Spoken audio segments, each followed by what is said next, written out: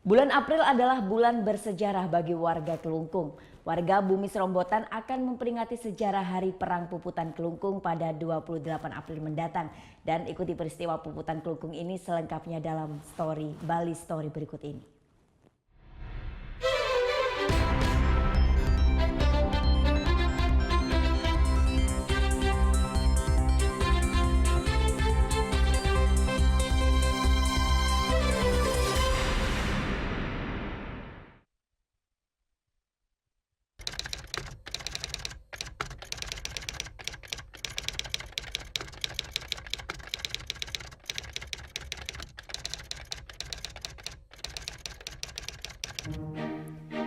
Catatan ini diambil dari sebuah surat kabar milik pemerintah Hindia Belanda Sorabayaks Handelsblad beberapa hari setelah Perang Puputan Kelungkung terjadi pada 28 April 1908. Belanda memberikan perhatian istimewa terhadap sosok putra mahkota Kerajaan Kelungkung, Dewa Agung Gede Agung. Pada usia 12 tahun, Dewa Agung Gede Agung ikut gugur dalam perang yang kini dikenal sebagai Perang Puputan Kelungkung. Dewa Agung Gede Agung bahkan maju berperang mendahului ayahnya Dewa Agung Jambe. Saat itu Dewa Agung Gede Agung maju ke medan perang bersama ibunya Dewa Agung Istri Muter dan sepupunya Cokorda Okegak. Mendengar permaisuri dan putra mahkota gugur di medan laga tidak malah membuat Dewa Agung Jambe mundur.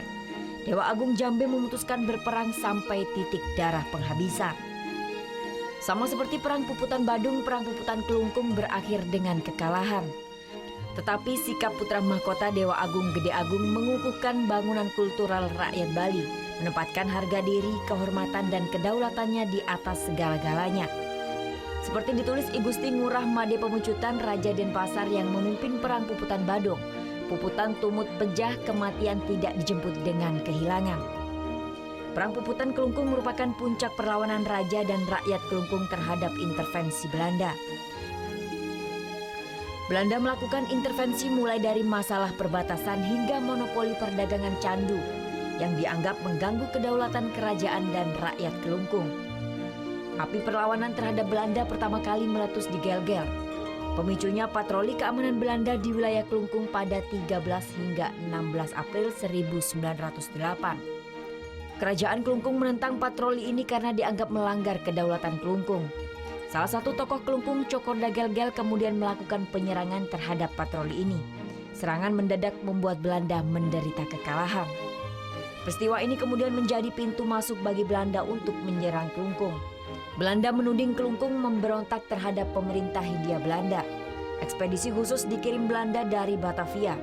Raja dan rakyat Kelungkung diultimatum untuk menyerah tanggal 22 April 1908. Raja Kelungkung Dewa Agung Jambe menolak tudingan tersebut dan tidak mau menyerah. Pada 21 April 1908, Belanda membombardir Istana Semarapura, Istana Gelgel, dan Istana Satria dengan tembakan meriam selama 6 hari berturut-turut. Pada 27 April 1908, ekspedisi khusus Batavia tiba dengan kapal perang dan persenjataan lengkap. Belanda mendaratkan pasukan di Kusamba dan Jumpai. Perang pun dimulai. Karena persenjataan tidak seimbang, akhirnya Belanda berhasil menguasai wilayah Kusamba dan Jumpai. Perlahan Belanda mulai bergerak menuju Istana Semarapura. Akibat persenjataan yang tidak seimbang, perlawanan Raja Kelungkung Dewa Agung Jambe dan seluruh rakyat berakhir pada 28 April 1908. Sekitar sore hari Kelungkung jatuh ke tangan Belanda. Untuk mengenang sikap kepahlawanan yang ditunjukkan dalam Perang Puputan Kelungkung, dibangun sebuah monumen Puputan tepat di pusat kota Kelungkung.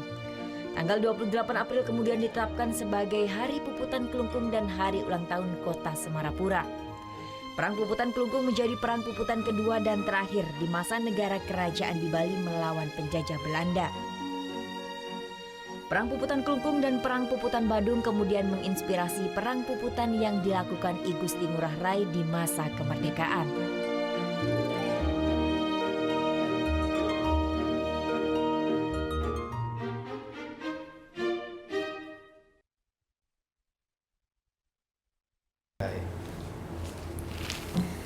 Udah selesai kan nontonnya? Nah, jadi jangan lupa buat like, komen, dan subscribe ya.